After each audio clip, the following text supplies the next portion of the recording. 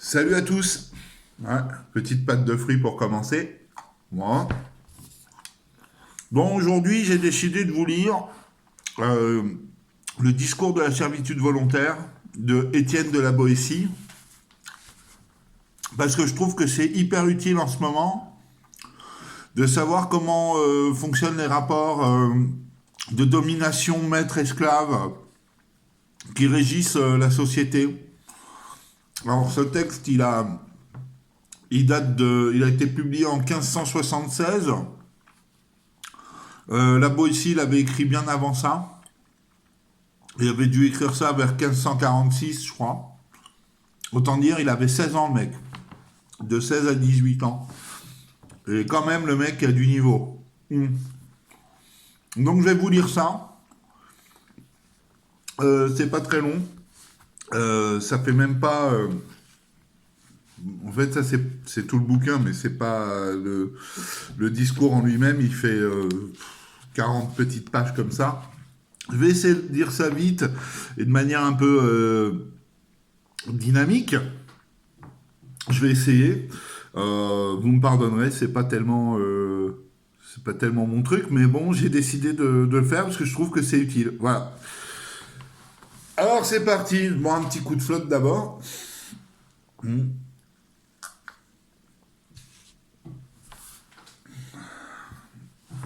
Alors donc ça s'appelle Discours de la servitude volontaire. Il n'est pas bon d'avoir plusieurs maîtres, n'en ayons qu'un seul soit le maître, qu'un seul soit le roi. Voilà ce que déclara Ulysse en public selon Homère. S'il eût dit seulement « il n'est pas bon d'avoir plusieurs maîtres », c'était suffisant. Mais au lieu d'en déduire que la domination de plusieurs ne peut être bonne, puisque la puissance d'un seul, dès qu'il prend ce titre de maître, est dure et déraisonnable, il ajoute au contraire « n'ayons qu'un seul maître ». Il faut peut-être excuser Ulysse d'avoir tenu ce langage qui lui servait alors pour apaiser la révolte de l'armée. Je crois qu'il adaptait plutôt son discours aux circonstances qu'à la vérité, mais à la réflexion, c'est un malheur extrême que d'être assujetti à un maître dont on ne peut jamais être assuré de la bonté, et qui a toujours le pouvoir d'être méchant quand il le voudra. Quant à obéir à plusieurs maîtres, c'est être d'autant de fois plus malheureux. Je ne veux pas débattre ici la question tant de fois agitée, à savoir si d'autres sortes de républiques sont meilleures que la monarchie. Si j'avais à la débattre avant de chercher quel rang la monarchie doit occuper parmi les divers modes de gouverner la chose publique, je demanderais si l'on doit même lui en accorder aucun, car il est difficile de croire qu'il y ait rien de public dans ce gouvernement où tout est à un seul. Ça rappelle des souvenirs. Ça rappelle des choses plutôt actuelles. Mais réservons pour un autre temps cette question qui mériterait bien un traité à part et qui provoquerait toutes les disputes politiques. Pour le moment, je voudrais simplement comprendre comment il se peut que tant d'hommes, tant de bourgs, tant de villes, tant de nations supportent quelquefois un tyran seul qui n'a de puissance que celle qu'il lui donne. Il n'a pouvoir de leur nuire qu'autant qu'ils veulent bien l'endurer, et qui ne pourrait leur faire aucun mal s'il n'aimait mieux tout souffrir de lui que de le contredire.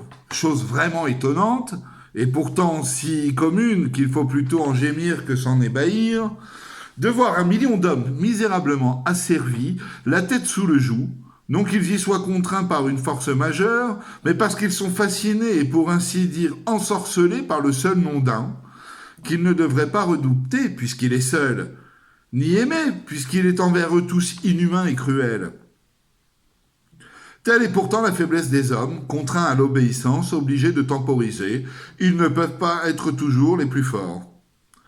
Si donc une nation, contrainte par la force des armes, est soumise au pouvoir d'un seul, comme la cité d'Athènes le fut à la domination des 30 tyrans, il ne faut pas s'étonner donc qu'elle serve, mais bien le déplorer. Ou plutôt, ne s'en étonner ni ne s'en plaindre, mais en supporter le malheur avec patience et se réserver pour un avenir meilleur. Nous sommes ainsi faits que les devoirs communs de l'amitié absorbent une bonne part de notre vie. Il est raisonnable d'aimer la vertu, d'estimer les belles actions, d'être reconnaissant pour les bienfaits reçus. et de réduire souvent notre propre bien-être pour accroître l'honneur et l'avantage de ceux que nous aimons et qui méritent d'être aimés. Si donc les habitants d'un pays trouvent parmi eux un de ces hommes rares qui leur ait donné des preuves d'une grande prévoyance pour les sauvegarder, d'une grande hardiesse pour les défendre, d'une grande prudence pour les gouverner, s'ils s'habituent à la longue à lui obéir et à se fier à lui jusqu'à lui accorder une certaine suprématie, je ne sais s'il serait sage de l'enlever de là où il faisait le bien pour le placer là où il pourrait faire le mal. Il semble en effet naturel d'avoir de la bonté pour celui qui nous a procuré du bien, et de ne pas en craindre un mal.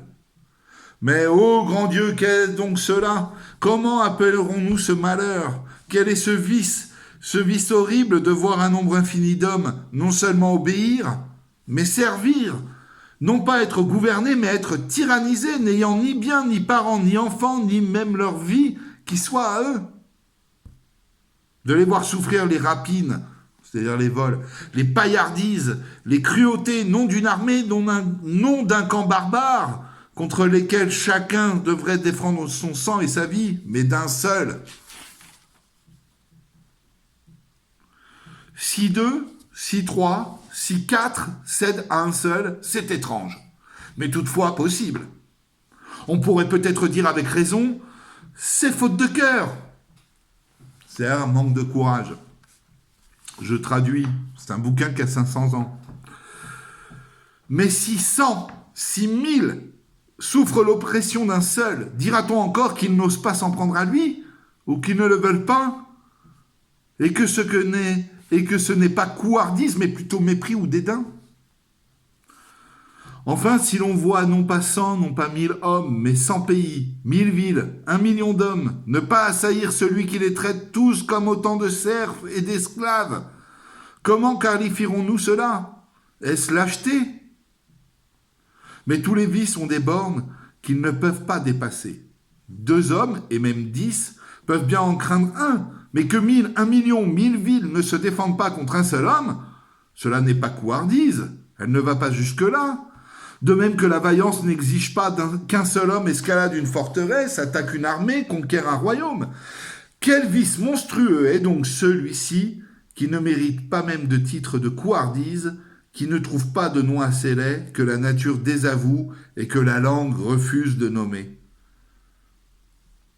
Qu'on mette face à face 50 000 hommes en armes, qu'on les range en bataille, qu'ils en viennent nos mains, les uns libres, combattent pour leur liberté, les autres combattent pour la leur ravir.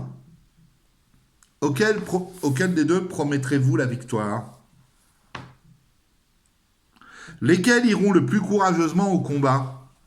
Ceux qui espèrent pour récompense le maintien de leur liberté?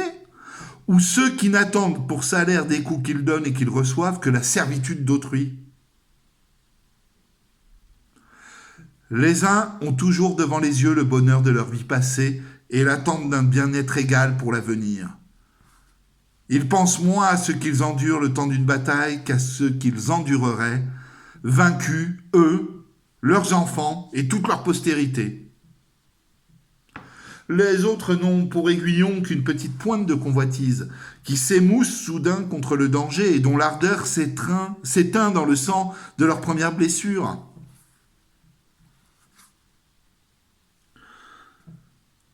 Aux batailles si renommées de Miltiade, de Léonidas, de Thémistocle, c'est des batailles dans l'Antiquité grecque, pour ceux qui datent de 2000 ans, donc maintenant 2500, et qui vivent encore aujourd'hui aussi fraîches dans la mémoire des livres et des hommes que si elles venaient d'être livrées hier en Grèce, pour le bien des Grecs et pour l'exemple du monde entier. Qu'est-ce qui donna à un si petit nombre de Grecs, non pas le pouvoir, mais le courage de supporter la force de tant de navires que la mer elle-même en débordait, de vaincre des nations si nombreuses que tous les soldats grecs, pris ensemble, n'auraient pas fourni assez de capitaines aux armées ennemies? Dans ces journées glorieuses, c'était moins la bataille des Grecs contre les Perses que la victoire de la liberté sur la domination, de l'affranchissement sur la convoitise. Et là, petite parenthèse, c'est exactement l'histoire du film 300, si vous l'avez vu. Donc on parle d'un petit nombre qui se défend contre un grand nombre d'oppresseurs. Donc on est dans ce rapport de force-là, le petit nombre contre le grand nombre. Voilà. Et donc la Boétie dit « Ils sont vraiment extraordinaires, les récits de la vaillance que la liberté met au cœur de ceux qui la défendent. » Mais ce qui arrive, partout et tous les jours, qu'un homme seul en opprime 100 000 et les prive de leur liberté, qui pourrait le croire s'il ne faisait que l'entendre et non le voir? Et si cela n'arrivait que dans des pays étrangers, des terres lointaines, et qu'on vint nous le raconter, qui ne croirait ce récit purement inventé? Or, ce tyran seul, il n'est pas besoin de le combattre, ni de l'abattre, il est défait de lui-même, pourvu que le pays ne consente point à sa servitude. Il ne s'agit pas de lui ôter quelque chose, mais de ne rien lui donner. Pas besoin que le pays se mette en peine de faire rien pour soi, pourvu qu'il ne fasse rien contre soi. Ce sont donc les peuples eux-mêmes qui se laissent, ou plutôt qui se font malmener, puisqu'ils en seraient quittes en cessant de servir. C'est le peuple qui s'asservit et qui se coupe à la gorge, qui, pouvant choisir d'être soumis ou d'être libre, repousse la liberté et prend le joug, qui consent à son mal plutôt qu'il le recherche. S'il lui coûtait quelque chose pour recouvrer sa liberté, je ne l'empresserais pas. Même si ce qu'il doit avoir le plus à cœur est de rentrer dans ses droits naturels et pour ainsi dire de bête redevenir homme. Mais je n'attends même pas de lui une si grande hardiesse. J'admets qu'il aime mieux je ne sais quelle assurance de vivre misérablement qu'un espoir douteux de vivre comme il l'entend. Mais quoi? Si pour avoir la liberté il suffit de la désirer, s'il n'est besoin que d'un simple vouloir, se trouvera-t-il une nation au monde qui croit la payer trop cher en l'acquérant par un simple souhait? Et qui regretterait sa volonté de recouvrer un bien qu'on devrait racheter au prix du sang, et dont la perte rend à tout homme d'honneur sa vie amère et la mort bienfaisante? Certes, comme le feu d'une petite étincelle grandit puis se renforce toujours, et plus il trouve de bois à brûler, plus il en dévore, mais se consume et finit par s'éteindre de lui-même quand on cesse de l'alimenter. De même, plus les tyrans pillent, plus ils exigent, plus ils ruinent et détruisent, plus on leur fournit, plus on les sert. Ils se fortifient d'autant, deviennent de plus en plus frais et dispos pour tout anéantir et tout détruire. Mais si on ne leur fournit rien, si on ne leur obéit pas, sans les combattre, sans les frapper, ils restent nus et défaits et ne sont plus rien. De même que la branche, n'ayant plus de sucre ni d'aliment à sa racine, devient sèche et morte. Pour acquérir le bien qu'il souhaite, l'homme hardi ne redoute aucun danger. L'homme avisé n'est rebuté par aucune peine. Seuls les lâches et les engourdis ne savent ni endurer le mal, ni recouvrer le bien qu'ils se bornent à convoiter. L'énergie d'y prétendre leur est ravie par leur propre lâcheté. Il ne leur reste que le désir naturel de le posséder. Ce désir, cette volonté commune aux sages et aux imprudents, aux courageux et aux couards, leur fait souhaiter toutes les choses dont la possession les rendrait heureux et contents. Il en est une seule que les hommes, je ne sais pourquoi, n'ont pas la force de désirer. C'est la liberté, bien si grand et si doux. Dès qu'elle est perdue, tous les maux s'ensuivent. Et sans elle, tous les autres biens, corrompus par la servitude, perdent entièrement leur goût et leur saveur. La liberté, les hommes la dédaignent uniquement, semble-t-il, parce que s'ils la désiraient, ils l'auraient. Comme s'ils refusaient de faire cette précieuse acquisition parce qu'elle est trop aisée. Je reprends un petit peu à la vôtre. C'est de l'eau. De l'eau gazeuse, mais de l'eau quand même. Pauvres gens misérables, peuples insensés, nations opiniâtres à votre mal et aveugles à votre bien, vous vous laissez enlever sous vos yeux le plus beau et le plus clair de votre revenu. Vous laissez piller vos champs, voler, dépouiller vos maisons des vieux meubles de vos ancêtres. Vous vivez de telle sorte que rien n'est plus à vous.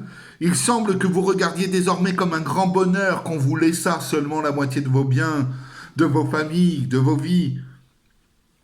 Et tous ces dégâts, ces malheurs, cette ruine, ne vous viennent pas des ennemis, mais certes bien de l'ennemi, de celui-là même que vous avez fait ce qu'il est, de celui pour qui vous allez si courageusement à la guerre, et pour la grandeur duquel vous ne refusez pas de vous offrir vous-même à la mort. Ce maître n'a pourtant que 2 yeux, 2 mains, un corps, et rien de plus que n'a le dernier des habitants du nombre infini d'une ville. Ce qu'il a de plus, ce sont les moyens que vous lui fournissez pour vous détruire. D'où tire-t-il tous ces yeux qui vous épient, si ce n'est de vous?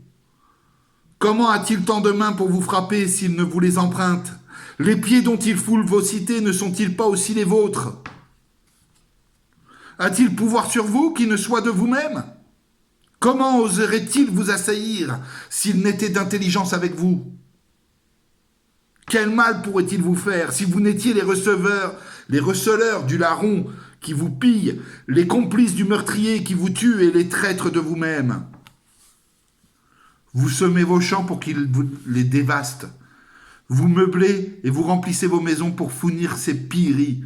Vous élevez vos filles afin qu'ils puissent assouvir sa luxure. Vous nourrissez vos enfants pour qu'ils en fassent des soldats dans le meilleur des cas, pour qu'ils les mènent à la guerre, à la boucherie, pour qu'ils les rendent ministres de ses convoitises et exécuteurs de ses vengeances. Vous vous usez à la peine afin qu'ils puissent se mignarder dans les délices et se vautrer dans les sales plaisirs. Vous vous affaiblissez afin qu'ils soient plus forts et qu'ils vous tiennent plus rudement la bride, plus courte. Et de tant d'indignité que les bêtes elles-mêmes ne supporteraient pas si elles les sentaient. Vous pourriez vous délivrer si vous essayez, même pas de vous délivrer, seulement de le vouloir. Soyez résolus à ne plus servir, et vous voilà libre.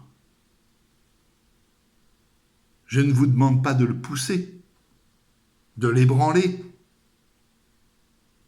mais seulement de ne plus le soutenir. Là, vous voyez de qui je parle quand même. Et vous le verrez, tel un grand colosse dont on a brisé la base, fondre sous son poids et se rompre. Voilà, cet ennemi qu'à l'époque la Boétie appelait donc l'ennemi. Hein, voilà. Aujourd'hui, on pourrait dire que c'est le capitalisme, c'est le libéralisme, c'est tout ce qui nous a servi de manière moins matérielle, enfin si, tout autant matérielle, mais moins personnifiée. Voilà. Je reprends ma lecture. Les médecins conseillent justement de ne pas chercher à guérir les plaies incurables. Et peut-être ai-je tort de vouloir ainsi exhorter un peuple qui semble avoir perdu depuis longtemps toute connaissance de son mal. Ce qui montre assez que sa maladie est mortelle. Cherchons donc à comprendre, si c'est possible, comment cette opiniâtre volonté de servir s'est enracinée si profond qu'on croirait que l'amour même de la liberté n'est pas si naturel. Il est hors de doute, je crois, que si nous vivions avec les droits que nous tenons de la nature et d'après les préceptes qu'elle nous enseigne, nous serions naturellement soumis à nos parents, sujets de la raison, sans être esclaves de personne.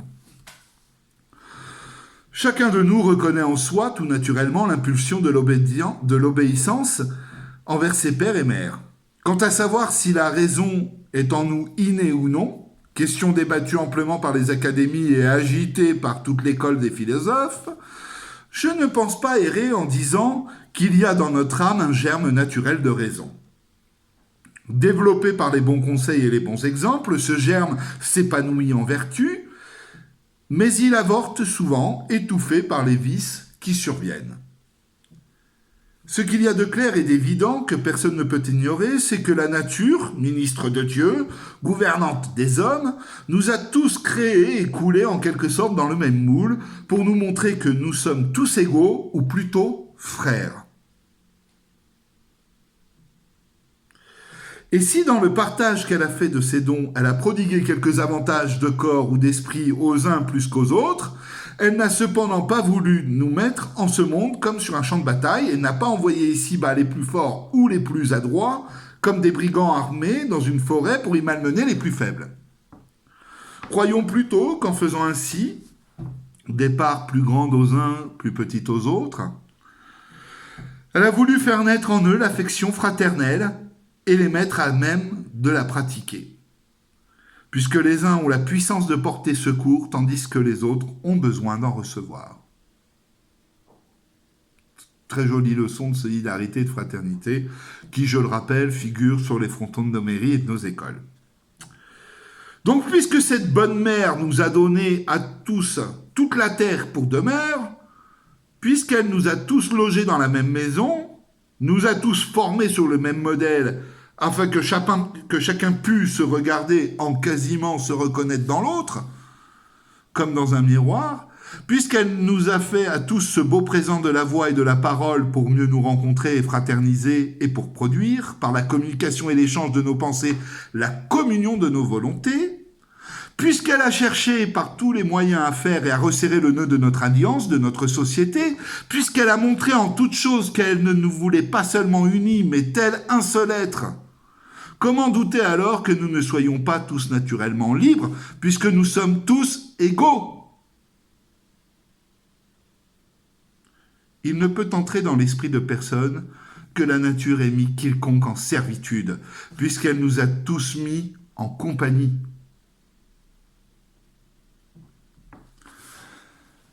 À vrai dire, il est bien inutile de se demander si la liberté est naturelle, puisqu'on ne peut tenir aucun être en servitude sans lui faire tort. Il n'y a rien au monde de plus contraire à la nature.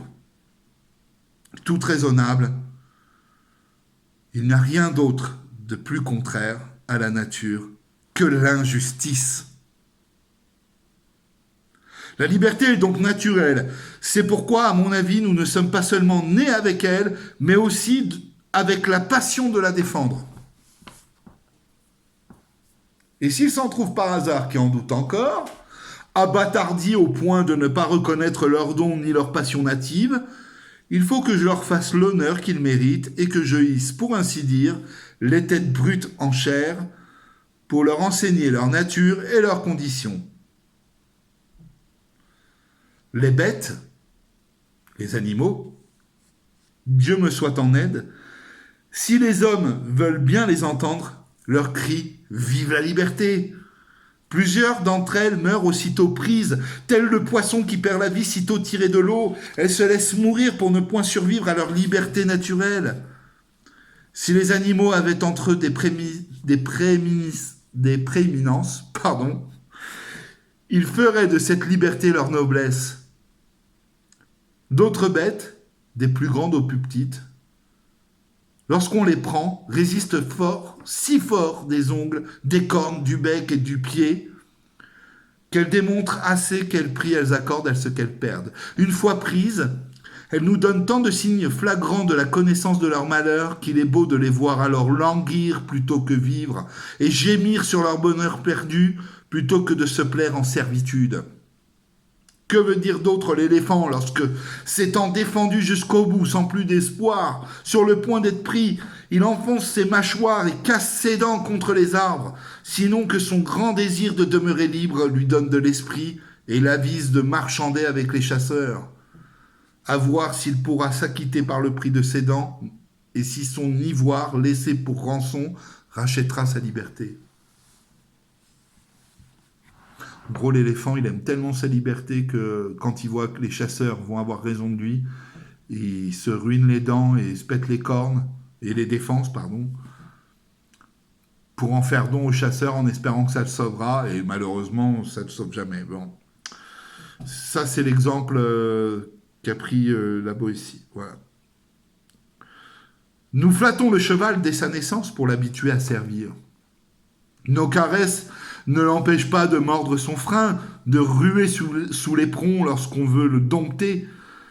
Il veut témoigner par là, ça me semble, qu'il ne sert pas de son gré, mais bien sous notre contrainte. Que dire encore? Même les bœufs sous le joug geignent, et les oiseaux en cage se plaignent. Je l'ai dit autrefois en vers. Alors ça, il faut que vous lisiez les poèmes de la Boétie pour savoir de quoi il parle. Voilà. Ainsi donc, puisque tout être pourvu de sentiments sent le malheur de la suggestion et court après la liberté, puisque les bêtes, même faites au service de l'homme, ne peuvent s'y soumettre qu'après avoir protesté d'un désir contraire, quelle malchance a pu dénaturer l'homme, seul vraiment né pour vivre libre? Là, on voit le décalage de 500 ans. Là, je suis pas d'accord avec ce qu'il dit, par exemple. Voilà. Donc, quelle malchance a pu dénaturer l'homme au point de lui faire perdre la souvenance de son premier état et le désir de le reprendre? Voilà. Quelle malchance a pu dénaturer l'homme au point de lui faire perdre la souvenance de son premier état et le désir de le reprendre? Il a tout dit, hein. Il y a 3 sortes de tyrans. Les uns règnent par l'élection du peuple, les autres par la force des armes, et les derniers par succession de races. Ceux qui ont acquis le pouvoir par le droit de la guerre s'y comportent, on le sait et on le dit fort justement, comme en pays conquis. Ceux qui naissent rois, en général, ne sont guère meilleurs. Nés et nourris au sein de la tyrannie, ils sucent le lait avec le naturel. Ils sucent avec le lait Ils sucent avec le lait le naturel du tyran et ils regardent les peuples qui leur sont soumis comme leurs serfs héréditaires. Selon leur penchant dominant, avare ou prodigue, ils usent du royaume comme de leur héritage. Quant à celui qui tient son pouvoir du peuple, il semble qu'il devrait être plus supportable. Il le serait, je crois, si dès qu'il se voit élevé au-dessus de tous les autres, flatté par je ne sais quoi qu'on appelle grandeur, il ne décidait de n'en plus bouger. Il considère presque toujours la puissance que le peuple lui a léguée comme devant être transmise à ses enfants. Or, dès que ceux-ci ont adopté cette opinion, il est étrange de voir combien ils surpassent en toutes sortes de vices, et même en cruauté, tous les autres tyrans. Ils ne trouvent pas meilleur moyen pour assurer leur nouvelle tyrannie que de renforcer la servitude et d'écarter si bien les idées de liberté de l'esprit de leurs sujets, que, pour récent qu'en soit le souvenir, ils s'effacent bientôt de leur mémoire. Pour dire vrai, je vois bien entre ces tyrans quelques différences, mais de choix, je n'en vois pas. Il n'y a pas de choix entre les tyrans, car ils arrivent au trône par des moyens divers. S'ils arrivent au trône par des moyens divers, leur manière de régner est toujours à peu près la même. Ceux qui sont élus par le peuple le traitent comme un taureau à dompter, les conquérants comme leur proie, les successeurs comme un troupeau d'esclaves qui leur appartient par nature.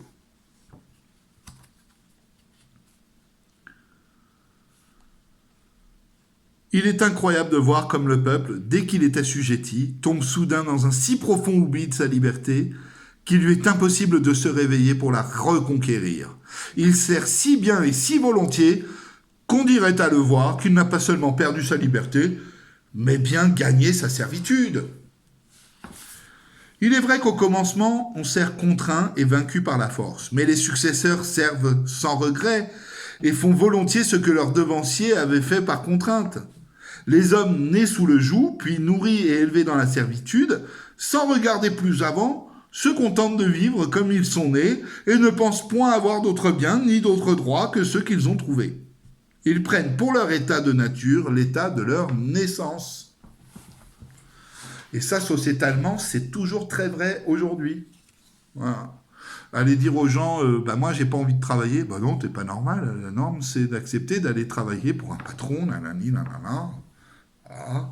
Et puis, voilà, donc estime-toi heureux, t'as du travail. Non, c'est pas ça la liberté. Enfin, c'est ce que j'essaie d'expliquer par la bouche de la Boétie, qui lui l'a expliqué il y a 500 ans. Donc, et quand même, le mec, voilà, je bois un petit verre d'eau et puis je reprends ma lecture.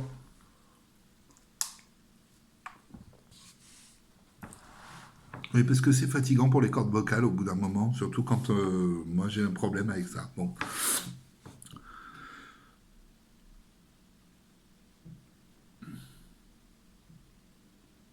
Les hommes nés sous le joug, disais-je, puis nourris et élevés dans la servitude, sans regarder plus avant, se contentent de vivre comme ils sont nés et ne pensent point avoir d'autres biens ni d'autres droits que ceux qu'ils ont trouvés. Toutefois, il n'est pas d'héritier, même prodigue ou nonchalant, qui ne porte un jour les yeux sur les registres de son père, pour voir s'il jouit de tous les mêmes droits de sa succession, et si l'on n'a rien entrepris contre lui ou contre son prédécesseur. Mais l'habitude, qui exerce en toute chose un si grand pouvoir sur nous, a surtout celui de nous apprendre à servir. Et comme on le raconte de Mithridate, qui finit par s'habituer au poison, celui de nous apprendre à avaler le venin de la servitude sans le trouver amer. Nul doute que la nature nous dirige là où elle veut, bien ou mal lotie, mais il faut avouer qu'elle a moins de pouvoir sur nous que l'habitude. Si bon que soit le naturel, il se perd s'il n'est entretenu, et l'habitude nous forme toujours à sa manière en dépit de la nature. Les semences de bien que la nature met en nous sont si menues, si frêles, qu'elles ne peuvent résister au moindre choc d'une habitude contraire. Elles s'entretiennent moins facilement qu'elles ne s'abâtardissent, et même dégénèrent, tels ces arbres fruitiers qui conservent les caractères de leur espèce tant qu'on les laisse venir, mais qui les perdent pour porter des fruits différents des leurs selon la manière dont on les greffe. S'il est des pays, comme le dit Homère, de celui des Cimériens, où le soleil se montre tout différent qu'à nous, où, après les avoir éclairés pendant 6 mois consécutifs, il les laisse dans l'obscurité pendant 6 autres mois, faut-il s'étonner que ceux qui naissent pendant cette longue nuit, s'ils n'ont point ouï parler de la clarté ni jamais vu le jour, s'accoutument aux ténèbres où ils sont nés sans désirer la lumière? Quand t'as pas vu le jour, tu sais pas ce que c'est. Voilà. On ne regrette jamais ce qu'on n'a jamais eu. Le chagrin ne vient qu'après le plaisir et toujours à la connaissance du malheur se joint le souvenir de quelque joie passée. La nature de l'homme est d'être libre et de vouloir l'être, mais il prend facilement un autre pli lorsque l'éducation le lui donne. Disons donc que si toute chose devienne naturelle à l'homme lorsqu'il s'y habitue, seul reste dans sa nature celui qui ne désire que les choses simples et non altérées. Ainsi, la première raison de la servitude volontaire, c'est l'habitude. Voilà ce qui arrive aux plus braves chevaux, qui d'abord mordent leurs freins et après s'en jouent, qui regimbant naguère sous la selle, se présentent maintenant d'eux-mêmes sous le harnais, et tout fiers se rengorgent sous l'armure. Ils disent qu'ils ont toujours été sujets, que leurs pères ont vécu ainsi. Ils pensent qu'ils sont tenus d'endurer le mal, s'en persuadent par des exemples, et consolident eux-mêmes par la durée la possession de ceux qui les tyrannisent. Mais en vérité, les années ne donnent jamais de droit de mal faire. Elles accroissent l'injure. Il s'en trouve toujours certains, mieux nés que d'autres, qui sentent le poids du joug et ne peuvent se retenir de le secouer, qui ne s'apprivoisent jamais à la suggestion, et qui, comme Ulysse, cherchait par terre et par mer à revoir la fumée de sa maison, n'ont garde d'oublier leurs droits naturels, leurs origines, leur état premier, et s'empressent de les revendiquer en toute occasion.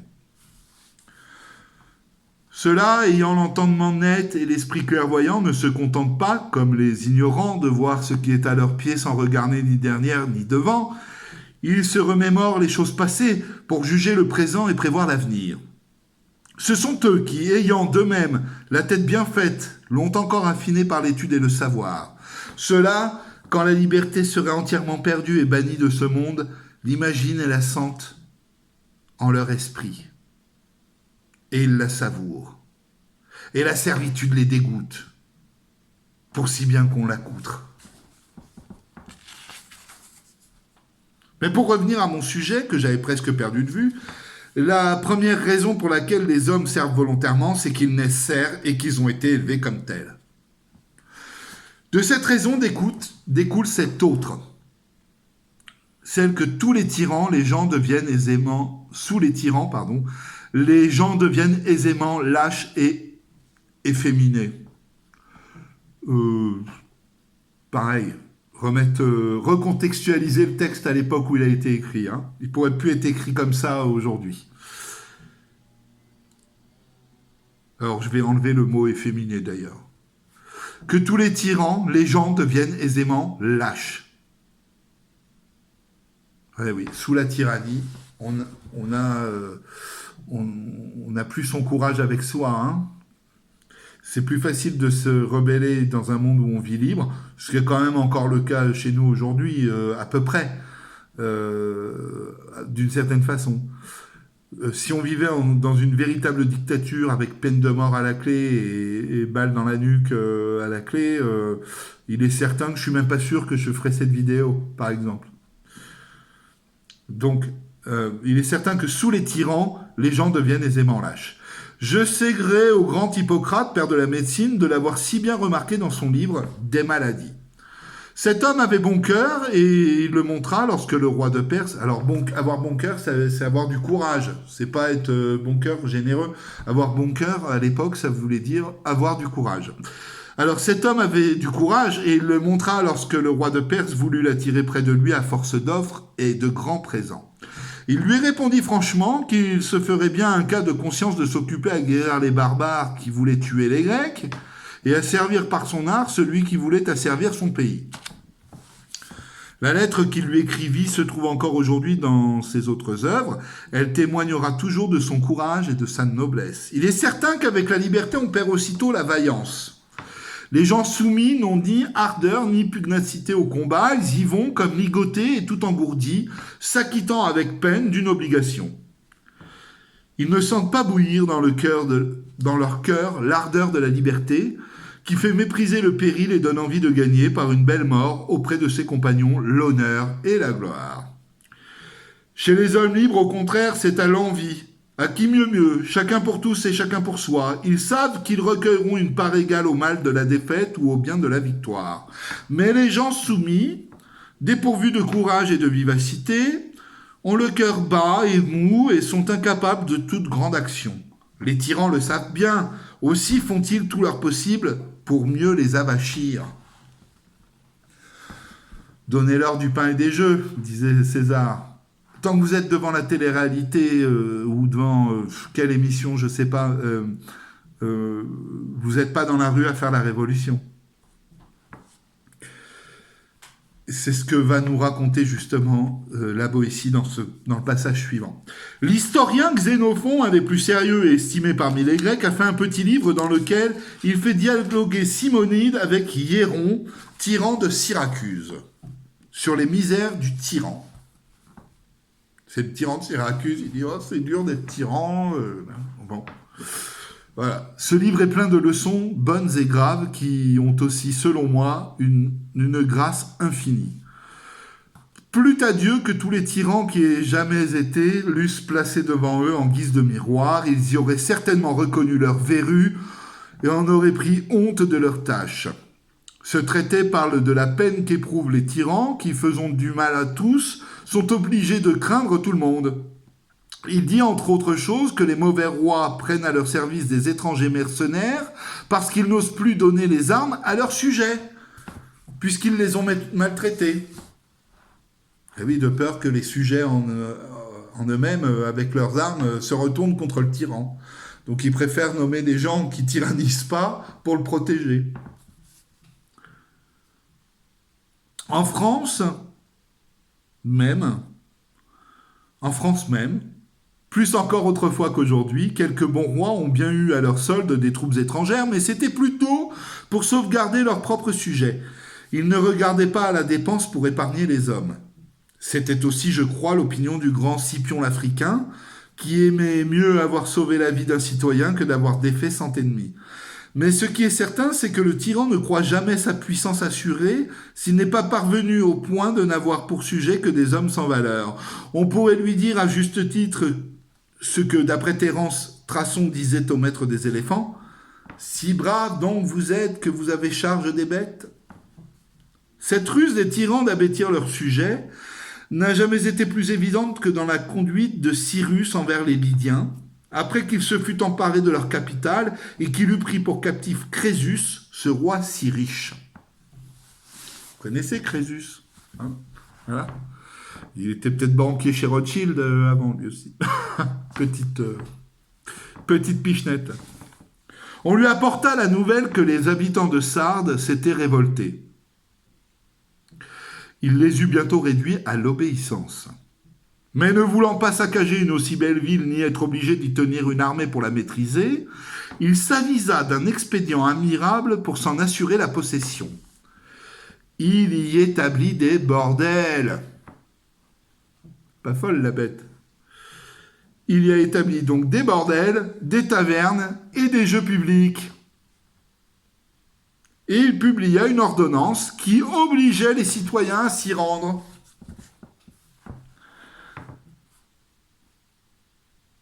Il se trouva si bien de cette garnison que par la suite il n'eut plus à tirer l'épée contre les Lydiens. Ces misérables s'amusèrent à inventer toutes sortes de jeux, si bien que, de leur nom même, les Latins formèrent le nom par lequel ils désignaient ce que nous appelons passe-temps, qu'ils nommaient ludie par corruption de Lydie.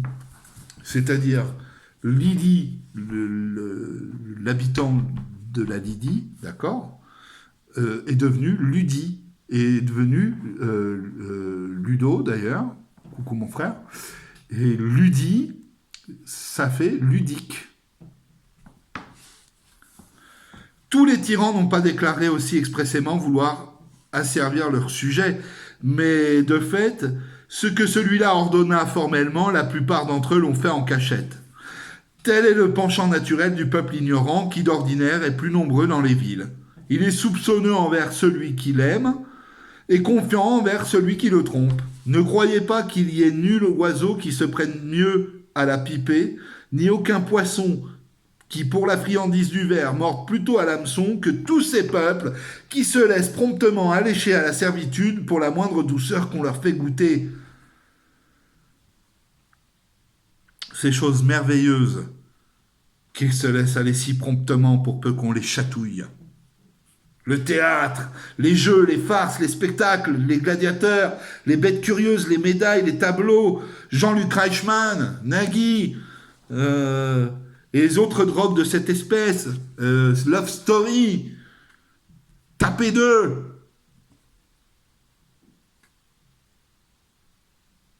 Et les autres drogues de cette espèce, disais-je, étaient pour les peuples anciens les appâts de la servitude, le prix de leur liberté ravie, les outils de la tyrannie. Ce moyen, cette pratique, ces allèchements étaient ceux qu'employaient les anciens tyrans pour endormir leurs sujets sous le joug. Ainsi, les peuples abrutis, trouvant beau tous ces passe-temps, amusés d'un vain plaisir qui les éblouissait, s'habituaient à servir aussi niaisement, mais plus mal que les petits enfants n'apprennent à lire avec des images brillantes.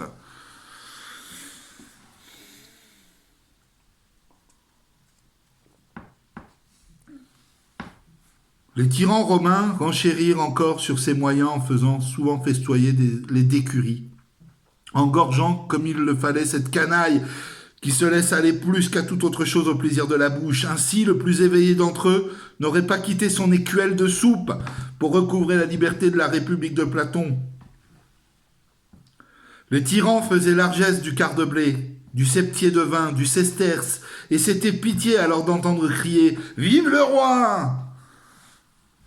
Ces lourdeaux ne s'avisaient pas. Ils ne faisaient que recouvrer une part de leurs biens.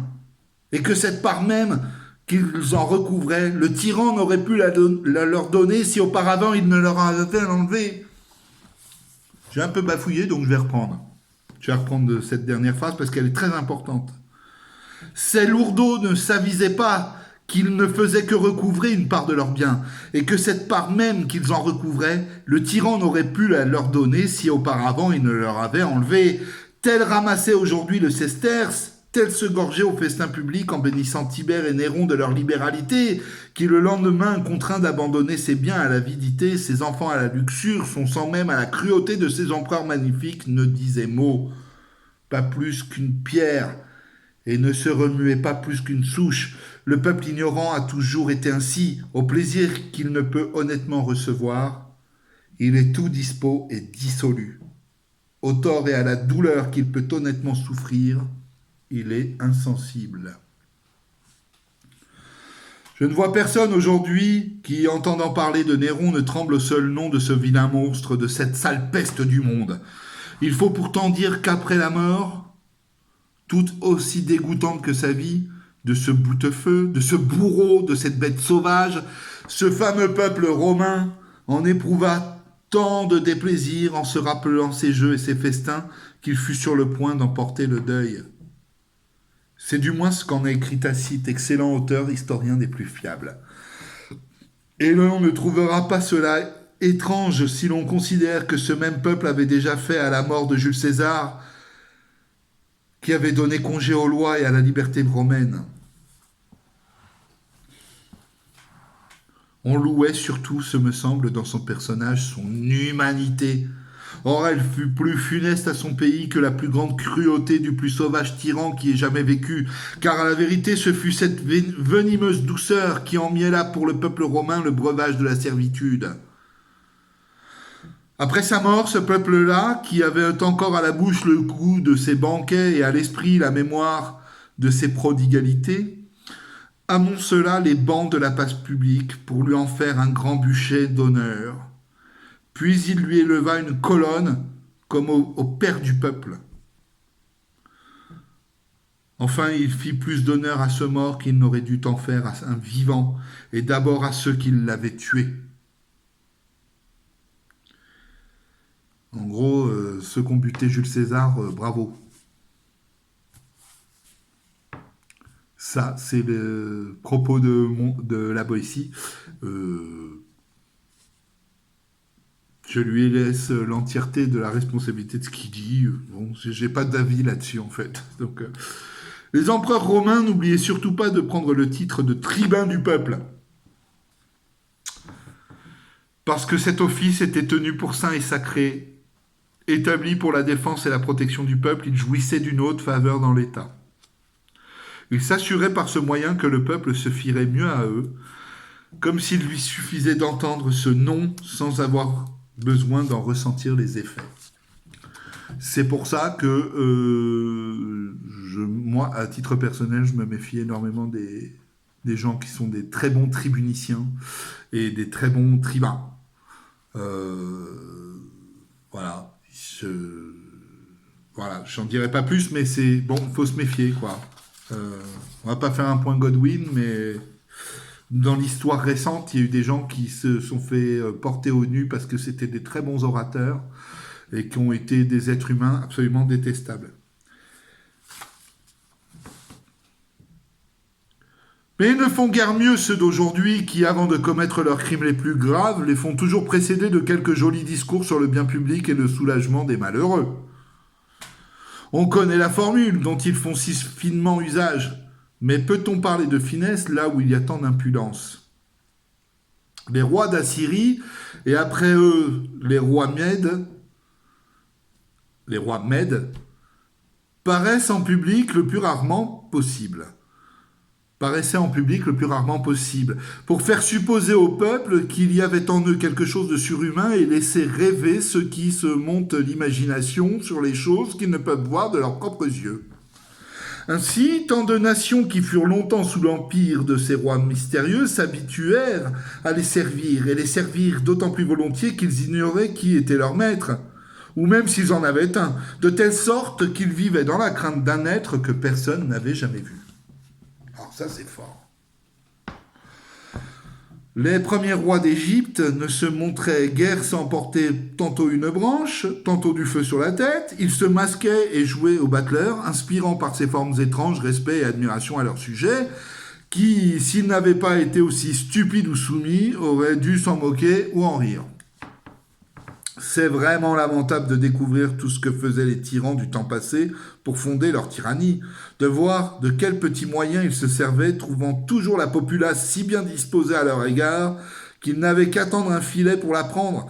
Ils n'ont jamais eu plus de facilité à la tromper et ne l'ont jamais mieux asservie que lorsqu'ils s'en moquaient le plus.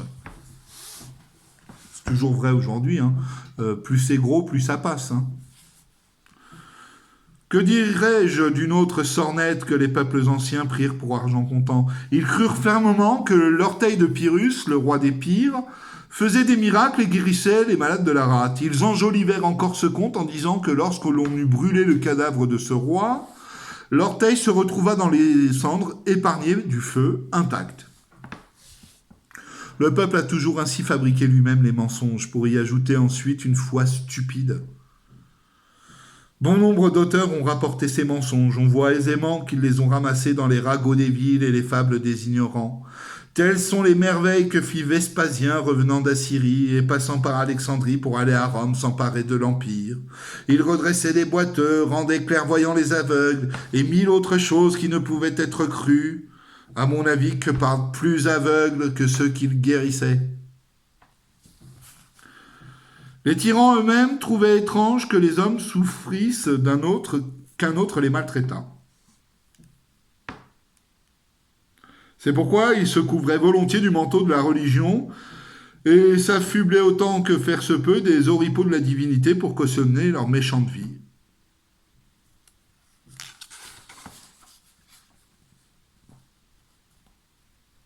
Si celui qui voulut simplement faire l'idiot se trouve là-bas si bien traité, je pense qu'ils ont abusé de la religion pour mal faire et s'y trouveront encore à meilleure enseigne.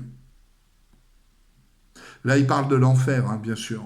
Il dit que si celui qui a voulu faire l'idiot là-bas, il a une place de choix. Et encore, quand on dit faire l'idiot, je pense que c'est un euphémisme. C'est quelqu'un qui se serait mal conduit dans sa vie, visiblement. Il dit que ceux qui ont abusé de la religion pour mal faire, c'est-à-dire qui ont utilisé le fait religieux pour leurs méfaits, sont encore plus dignes de l'enfer. Nos tyrans de France ont semé aussi je ne sais quoi du genre, des crapauds, des fleurs de lys, la Sainte-Ampoule et l'oriflamme. Toutes choses que pour ma part, et quoi qu'il en soit, je ne veux pas croire n'être que des balivernes, puisque nos ancêtres les croyaient, et que de notre temps, nous n'avons eu aucune occasion de les soupçonner tels. Car nous avons eu quelques rois si bons à la paix, si vaillants à la guerre, que bien qu'ils fussent nés rois, il semble que la nature ne les ait pas faits comme les autres et que le Dieu Tout-Puissant les ait choisis avant leur naissance pour leur confier le gouvernement et la garde de ce royaume. On n'est pas obligé d'être d'accord avec lui, hein ? Et quand cela ne serait pas, je ne voudrais pas rentrer en lice pour débattre de la vérité de nos histoires, ni les éplucher trop librement, pour ne pas ravir ce beau thème, ou pour ainsi bien s'exprimer notre poésie française, cette poésie non seulement agrémentée, mais pour ainsi dire refaite à neuf par Ronsard, Baïf et Dubellay. Ils font tellement progresser notre langue que bientôt, j'ose l'espérer, nous n'aurons rien à envier au grec ni au latin, hormis le droit d'aînesse. Bon, ça, il a dit ça en 1546.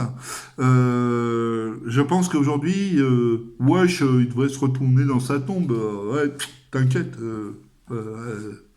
Écriture, écriture texto, hashtag, voilà. Je passe pour un vieux con à dire ça quand même. Peut-être que je le suis un peu quand même. Certes, je ferai grand tort à notre rime. Je lui ferai, dis-je, grand tort en lui ravissant ces jolis contes du roi Clovis, dans lesquels s'éguera si plément, si aisément la verve de notre Ronsard dans sa Franciade. Je saisis sa portée, je connais son esprit fin et je sais la grâce de l'homme. Il fera son affaire de l'oriflamme aussi bien que les Romains le faisaient de leurs ancilles et de ces boucliers du ciel en bas jetés, dont parle Virgile. Bon là, il fait tout un éloge... Voilà, je saute un peu des passages, si vous n'avez pas remarqué, parce que il y a... Alors, c'est des passages, soit c'est des exemples qu'il prend dans l'Antiquité gréco-romaine, qui sont assez ardus et bourrés de noms propres, que ça va vous perdre dans le sens global du texte. Alors, j'ai fait des... Puis, du coup, ça raccourcit un peu le temps, parce que ça va faire bientôt 1 heure qu'on est ensemble. Alors, voilà. Donc là, c'est pareil, il fait un peu l'apologie de Ronsard, du Bellay, tout ça, sur la langue française. Il fait une petite digression. Voilà. Mais pour revenir à mon sujet, dont je me suis éloigné je ne sais trop comment, n'est-il pas clair que les tyrans, pour s'affermir, se sont efforcés d'habituer le peuple non seulement à l'obéissance et à la servitude, mais encore à leur dévotion. Tout ce que j'ai dit ici, des moyens employés par les tyrans pour asservir, n'est exercé que sur le petit peuple ignorant. J'en arrive maintenant à un point qui est, selon moi, le ressort et le secret de la domination, le soutien et le fondement de toute tyrannie. Celui qui penserait que les hallebardes, des gardes et le guet garantissent les tyrans se tromperait fort. C'est pas la main armée qui sécurise le tyran.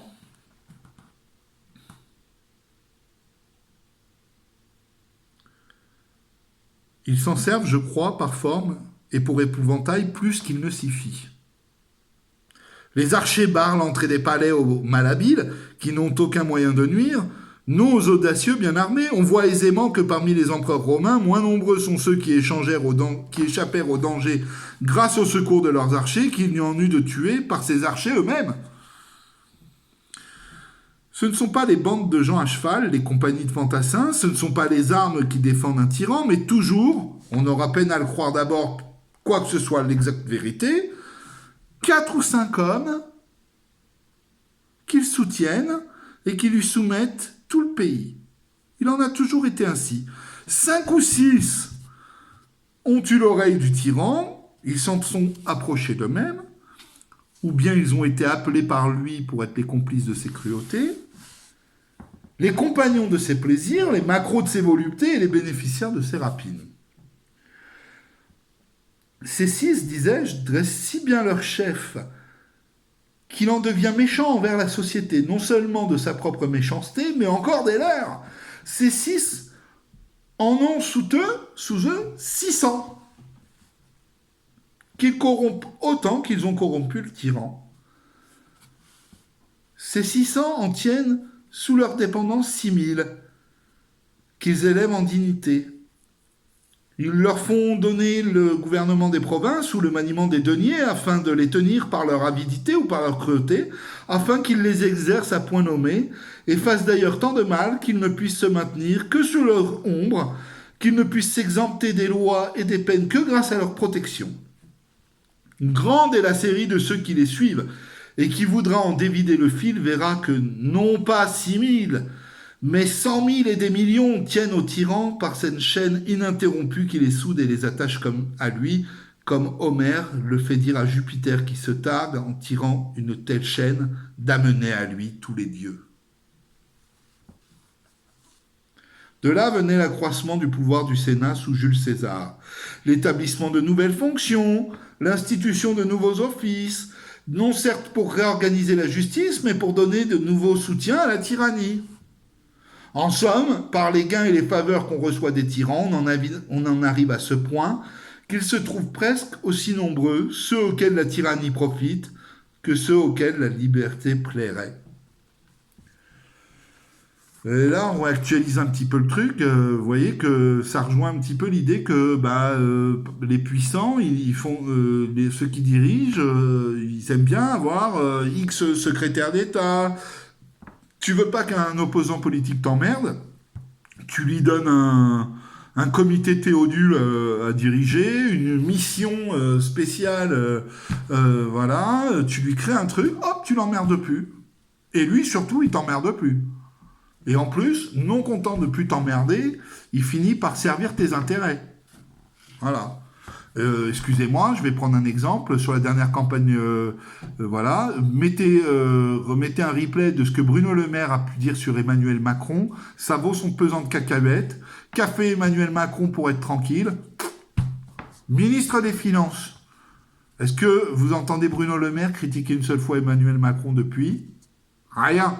Je prends un exemple, ça s'est vu aussi sous la gauche, c'est pas une question de chapelle politique. Hein. Moi, là, je me contente de relire un texte, voilà, et d'essayer de faire une exégèse contemporaine, voilà, pour... voilà. Donc, je reprends. Au dire des médecins, bien qu'ils ne paraissent changer dans notre corps, bien que rien ne paraisse changer dans notre corps, excusez-moi, Dès que quelques tumeurs se manifestent en un seul endroit, toutes les humeurs se portent vers cette partie véreuse, pardon. De même, dès qu'un roi s'est déclaré tyran, tout le mauvais, toute la lie du royaume, je ne dis pas un tas de petits friponneaux et de faquins qui ne peuvent faire ni mal ni bien dans un pays, mais ceux qui sont possédés d'une ambition ardente et d'une avidité notable, se groupent autour de lui et le soutiennent pour avoir part au butin et pour être, sous le grand tyran, autant de petits tyranneaux. Bruno Le Maire, si tu me regardes, ils sont pleins comme ça, hein. Ils sont pleins. Voilà. Y a qu'à voir quand la République en marche quand Emmanuel Macron a pris du pouvoir, du galon qui s'est épaissi, le nombre de gens qui ont trahi leur famille politique et leur sensibilité politique. Incroyable. Tels sont les grands voleurs et les fameux corsaires. Les uns courent le pays, les autres pourchassent les voyageurs. Les uns sont en embuscade, les autres sont au guet. Les uns massacrent, les autres dépouillent. Et bien qu'il y ait entre eux des prééminences, que les uns ne soient que les valets des autres et des chefs de bande, à la fin, il n'y en a pas un qui ne profite sinon du butin principal, du moins de ses restes. On dit que les pirates ciliciens se rassemblèrent en un si grand nombre qu'il fallut envoyer contre eux le grand Pompée, et qu'ils attirèrent à leur alliance plusieurs belles et grandes villes dans les havres desquelles, en revenant de leur course, ils se mettaient en sûreté, leur donnant en échange une part des pillages qu'elles avaient recélés. C'est ainsi que le tyran a servi les sujets les uns par les autres. Il est gardé par ceux dont il devrait se garder, s'il valait quelque chose. Mais on l'a fort bien dit, pour fendre le bois, on se fait des coins du bois même. Tels sont ces archers, ces gardes, ces hallebardiers. Non que ceux-ci n'en souffrent souvent eux-mêmes, mais ces misérables abandonnés de Dieu et des hommes se contentent d'endurer le mal et d'en faire. Non à celui qui leur en fait, mais bien à ceux qui, comme eux, l'endurent et n'y peuvent.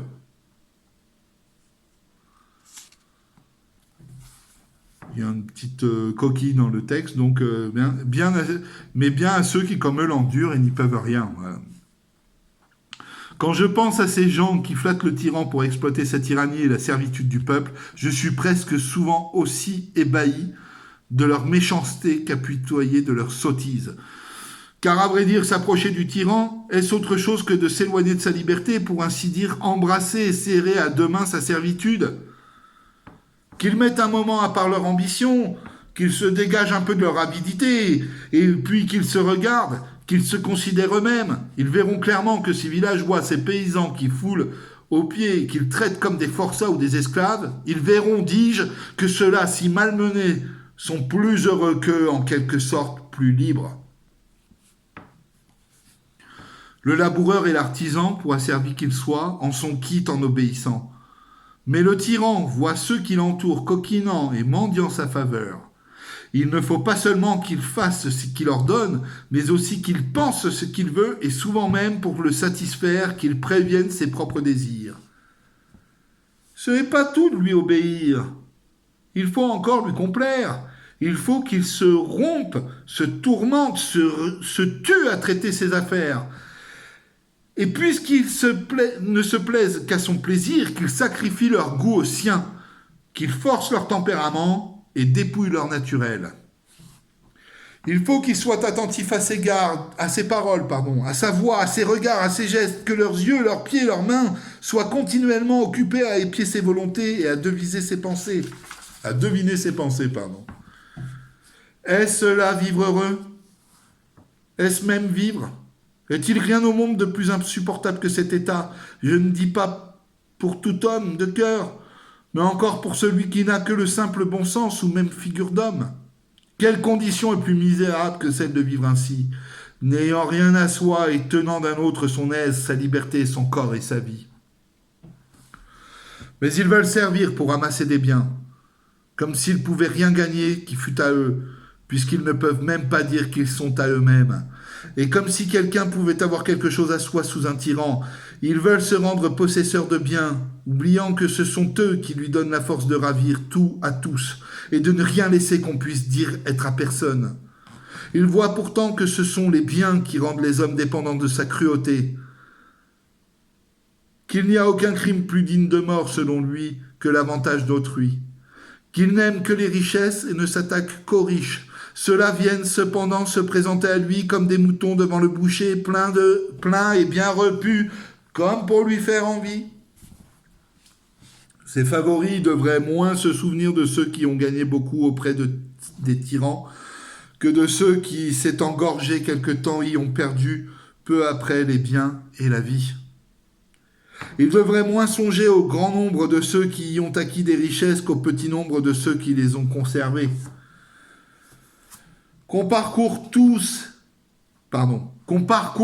toutes les histoires anciennes et que l'on rappelle toutes celles dont nous nous souvenons, on verra combien nombreux sont ceux qui, arrivés par le mauvais moyen jusqu'à l'oreille des princes, soit en flattant leur mauvais penchant, soit en abusant de leur naïveté, ont fini par être écrasés par ces mêmes princes qui avaient mis autant de facilité à les élever que d'inconstance à les défendre.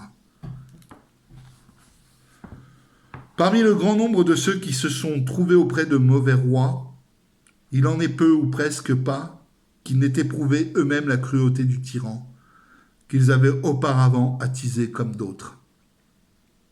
Souvent enrichis à l'ombre de sa faveur des dépouilles d'autrui, ils n'ont à la fin enrichi eux-mêmes de leurs propres dépouilles. Et même les gens de bien, il arrive parfois que le tyran les aime. Si avancés qu'ils soient dans sa bonne grâce, si brillante que soit en eux la vertu et l'intégrité, qui même aux méchants inspirent quelque respect lorsqu'on les voit de près. Ces gens de bien, dis-je, ne sauraient se maintenir auprès du tyran. Il faut qu'ils se ressentent aussi du mal commun et qu'ils éprouvent la tyrannie à leurs dépens. Tel un Sénèque, un Burrus, un Thraséas. Cette trinité de gens de bien, dont les deux premiers eurent le malheur de s'approcher d'un tyran qui leur confia le maniement de ses affaires, tous deux chéris de lui, et bien que l'un d'eux l'eût élevé, ayant pour gage de son amitié les soins qu'il avait donnés à son enfance, ces trois-là, dont la mort fut si cruelle, ne sont-ils pas les exemples suffisants du peu de confiance que l'on doit avoir dans la faveur d'un méchant maître ? En vérité, quelle amitié attendre de celui qui a le cœur assez dur pour haïr tout un royaume qui ne fait que lui obéir, et d'un être qui, ne sachant aimer, s'appauvrit lui-même et détruit son propre empire. Or, si l'on veut dire que Sénèque, Burrus et Thraséas n'ont éprouvé ce malheur que pour avoir été trop gens de bien, qu'on cherche attentivement autour de Néron lui-même, on verra que tous ceux qui furent en grâce auprès de lui et qui s'y maintinrent par leur méchanceté n'eurent pas une fin meilleure. Qui a jamais entendu parler d'un amour aussi effréné, d'une affection aussi opiniâtre? Qui a jamais vu d'homme aussi obstinément attaché à une femme que celui-là le fut à Popée?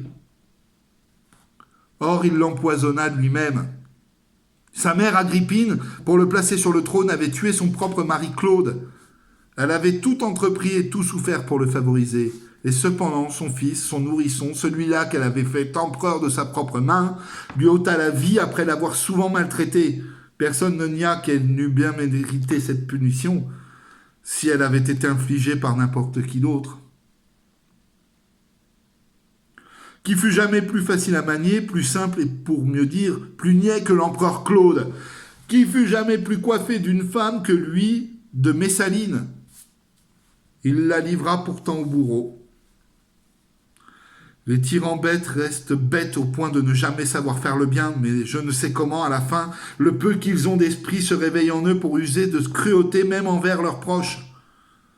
On connaît assez le mot de celui-là qui, voyant découverte la gorge de sa femme, de celle qu'il aimait le plus, sans laquelle il semblait qu'il ne pût vivre, lui adressa ce joli compliment. « Ce beau cou sera coupé tout à l'heure, si je l'ordonne. » Voilà pourquoi la plupart des anciens tyrans ont presque tous été tués par leurs favoris. Connaissant la nature de la tyrannie, ceux-ci n'étaient guère rassurés sur la volonté du tyran et se défiaient de sa puissance. C'est ainsi que Domitien fut tué par Stéphanus, Commode par l'une de ses maîtresses, Caracalla par le centurion Martial, excité par Macrin, et de même presque tous les autres. Certainement, le tyran n'aime jamais et n'est jamais aimé. Et l'amitié est un nom sacré, une chose sainte. Elle n'existe qu'entre gens de bien. Elle naît d'une mutuelle estime et s'entretient moins par les bienfaits que par l'honnêteté. Ce qui rend un ami sûr de l'autre, c'est la connaissance de son intégrité. Il en a pour garant son bon naturel, sa fidélité et sa constance. Salut les amis, coucou les copains. Il ne peut y avoir d'amitié là où se trouve la cruauté, la déloyauté et l'injustice. Entre méchants, lorsqu'ils s'assemblent, c'est un complot et non une société. Ils ne s'aiment pas, mais se craignent. Ils ne sont pas amis, mais complices. Quand bien même cela ne serait pas, il serait difficile de trouver chez un tyran un amour sûr.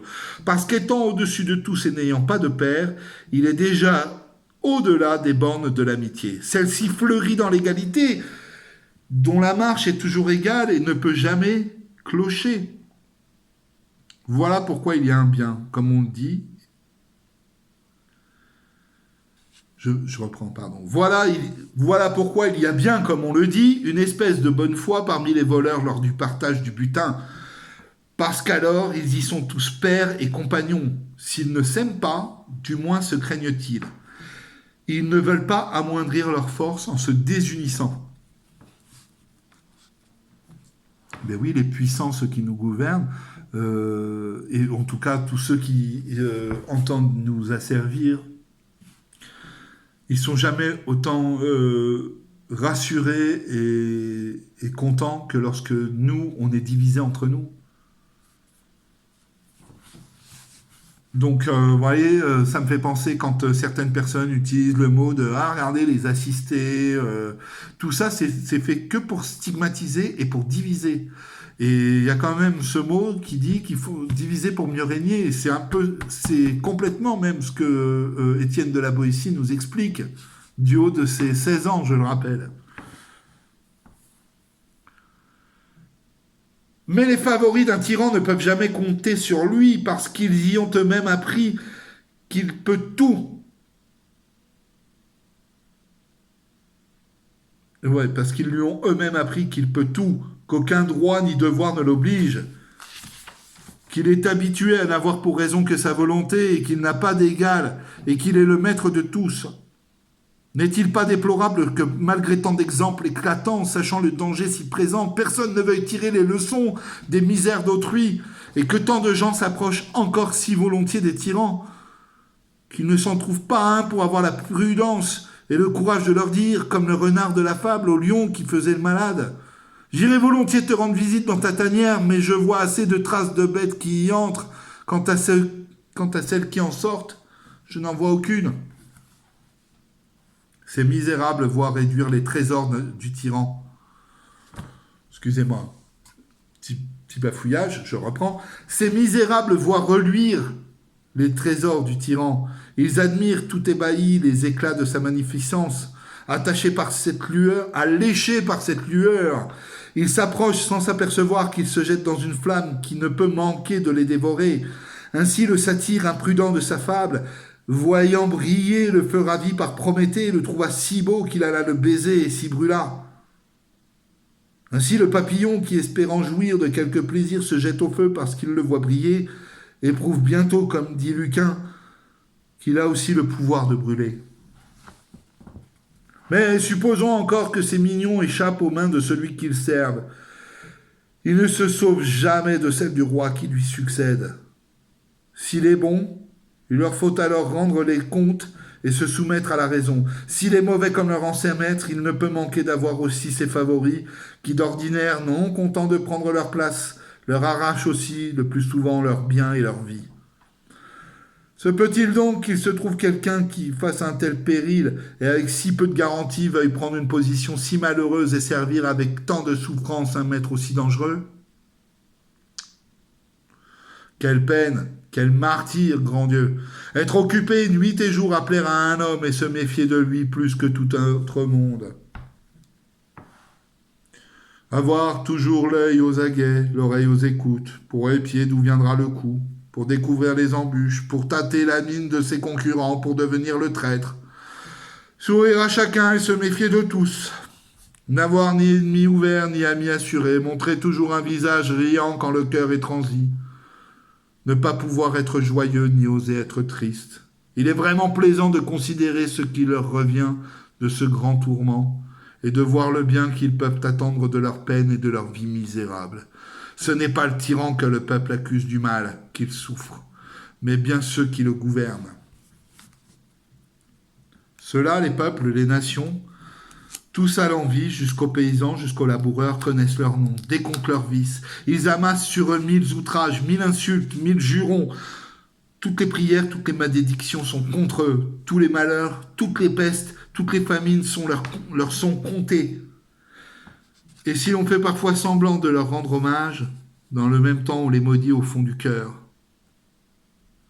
Et on les tient plus en horreur que des bêtes sauvages. Voilà la gloire, voilà l'honneur qu'ils recueillent de leur service auprès des gens qui, s'ils pouvaient avoir chacun un morceau de leur corps, ne s'estimeraient pas encore satisfaits, ni même à demi consolés de leur souffrance. Même après leur mort, leurs survivants n'ont de cesse que le nom de ces mange-peuples ne soit noirci de l'encre de 1000 plumes, et leur réputation déchirée dans 1000 livres. Même leurs os sont, pour ainsi dire, traînés dans la boue par la postérité, comme pour les punir encore après leur mort de leur méchante vie. Apprenons donc, apprenons à bien faire. Levons les yeux vers le ciel pour notre honneur ou pour l'amour de la vertu. Mieux encore pour ceux du Dieu Tout-Puissant. Fidèle témoin de nos actes et juge de nos fautes. Pour moi, je pense, et je ne crois pas me tromper, puisque rien n'est plus contraire à un Dieu bon et libéral que la tyrannie, qu'il réserve là-bas tout exprès pour les tyrans et leurs complices quelques peines particulières. Voilà, voilà, c'est fini. Donc c'était Discours de la servitude volontaire de Étienne de la Boétie. Voilà, je crois que l'époque commandait à ce que je fasse cette lecture-là. Je sais que c'est parfois un peu abrupt et un peu rude à comprendre. Et puis surtout, je ne suis pas un très bon lecteur. Alors vous me pardonnerez d'avoir eu quelques hésitations, quelques bafouillis. Voilà. J'ai fait ce que j'ai pu. Et puis, voilà quand même. Hein. Allez, 1h17 et 22 secondes. Il est temps pour moi de vous laisser. Bonne écoute, j'espère. À bientôt. Et surtout, tirez-en quelque chose. Appropriez-vous ce texte, il est magnifique, il a passé 5 siècles et il vient toujours nous parler de choses tellement actuelles malheureusement. Salut!